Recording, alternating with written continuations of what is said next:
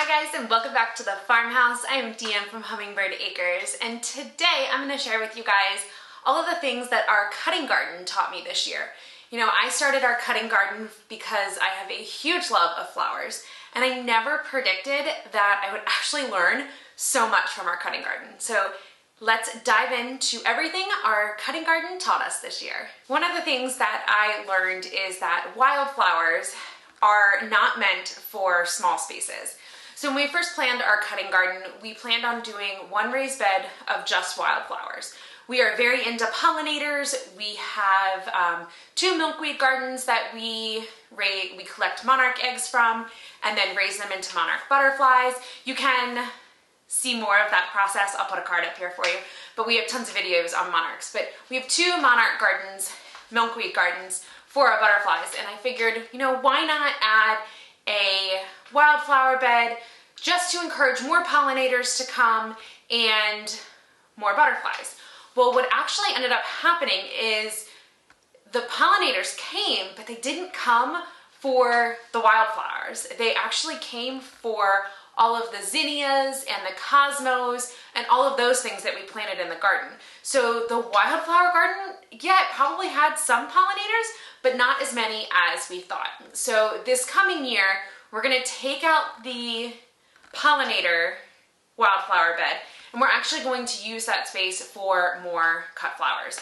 Now, when we get to our forever homestead, I still would love to do a meadow full of wildflowers. I think it would be absolutely gorgeous, but on this property right now, wildflowers is just not an option. The next big thing that I learned from our cutting garden this year is I need to plant more, and not necessarily plant more plants, but I need to plant more varieties. So with a cutting garden, the more you cut, the more that blooms.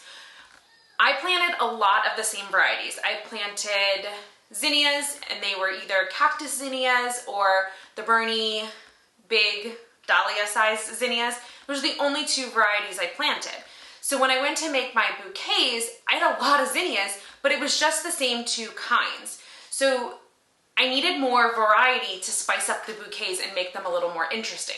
So this year, what I'm going to do is I'm still going to plant the same number of zinnia plants, but I'm going to increase the number of varieties I'm planting. So I think I'm going to plant like 3 or 4 different varieties of zinnias to give the garden more variety, and then in turn give our bouquets more variety.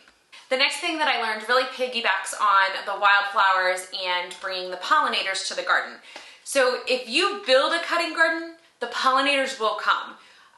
We did nothing else but build the cutting garden, and we had hundreds of pollinators.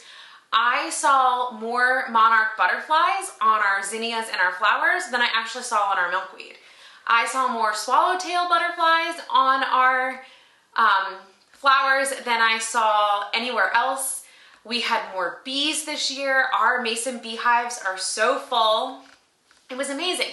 So it really truly is, and if sounds kind of cliche to say, if you build it, they will come. They actually will. So by adding a pollinator garden, not a pollinator garden, by adding a cutting garden, you are increasing your number of pollinators. And if you increase the number of pollinators, it has so many benefits for your veggie garden. I actually did a whole video on how a cutting garden can benefit your vegetable garden. It's called It's called Flowers in the Carrot Patch, and I will link that below for you. But it is a great video that goes through all the reasons why you need a cutting garden in your vegetable garden. So if you have not seen that, check it out. It'll be a game changer for your veggie garden. One of the big lessons I learned this year was to not be lazy. I had read in books and on blogs, and I had done it in years past, that I needed to put up netting for my flowers so that when those freak summer storms come with heavy rain and wind, my flowers don't blow over. Well, I was lazy this year, and I was just like, you know what? I'm not gonna put it up. It's not that big of a deal. Oh, it was. It knocked over so many zinnias. Then because the stems weren't straight, then when they had new branches, they grew on an angle, which made bouquets hard to make. So if you are doing a cutting garden, don't be me, don't be lazy. Put up your support netting, so that you can have nice, straight, long stems. I will not go another year without putting it up. I learned my lesson, and I really need those long, straight stems. Going along with putting up the netting to support the flowers, I really need to be better at coming up with a harvest schedule and following it. Like I mentioned previously, cut flowers do better when they're cut, and the more you cut, the more that grows. So I really need to come up with a schedule where I'm cutting at least once or twice a week and building the bouquets and either giving them away or selling them. It is just going to be overall healthier for my garden, healthier for the cut flowers, and we'll just have prettier flowers the more you cut.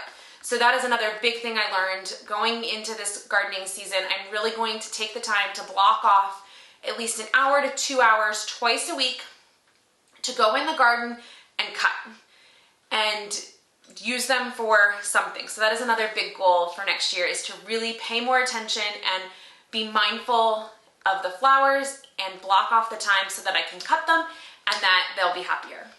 And one of the last things I learned from my cutting garden this year is that I really need to take more notes. I need to take more pictures. I need to take more videos. You know, I meant to film this video outside actually in the garden, but it is so gray here. It snowed yesterday. And it's just kind of gloomy. It's one of those gloomy winter days, and I would really love all of those gorgeous flower pictures to brighten my day. So I really need to take more pictures, not only for myself, but I also need to take more pictures for just planning purposes. If you take the pictures, and especially if you take them with your phone, it's dated. So then I can go back and look and say, okay, I know this variety will bloom about this day, and I can plan things a little better. So another goal of mine for this coming gardening season is to just take more pictures, take more notes, not only of the flowers, but of the bugs and the problems that we run into, so that we are more equipped to solve those problems. And then I can help you guys. If we come across a problem that we don't know what to do with, I can ask you guys. And if you guys come across a problem, you can always ask us. And if we have figured out a way to combat it, we would love to share it with you guys. So taking more notes and pictures is something I definitely need to do more of and am looking forward to in our next year. So there you have it, everything that I have learned. Probably not everything I've learned, but there you have it, everything that I have learned from my cutting garden this past year. Like I said, we added cutting flowers and a cutting garden to our garden just because of my love for flowers, and I just wanted to add more to our backyard. And I've learned so much from our cutting garden that it just makes me eager to want to add more next year, which we're doing. I did do a video all about our planning of our cutting garden, so you guys can find that below as well. But thank you so much for visiting the farmhouse today. If you have not checked out our flowers in the carrot patch video all about adding a cutting garden to your veggie garden, I highly suggest you watch it. I will link it here for you. Thanks so much, and I will talk to you guys soon.